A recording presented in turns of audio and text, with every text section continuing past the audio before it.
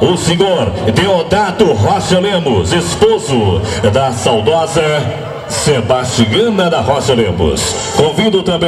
Convidamos também para subir ao palco o senhor Sebastião da Rocha Lemos, irmão da saudosa Dona Sebastiana. Convido também a senhora Constância da Rocha Lemos, irmã, e seu esposo Benedito Ribeiro Freitas. Convido também com muito carinho, já para subir ao palco, tomar aqui os assentos, os lugares, a senhora Vicentina Rocha Lemos Bastos, filha da saudosa Dona Sebastiana. Convido também para vir ao palco, fazer parte desta festa tão bonita, a senhora Maria Isaura da Rocha Costa, filha, e seu esposo Antônio Amaro. Convido também o senhor Clander da Costa Neto e a sua esposa Marilda. Convidamos também para subir ao palco, ele também que é amigo dos familiares, o senhor Natal Maia e o senhor Samuel Márcio, para subir ao palco. É a festa da inovação,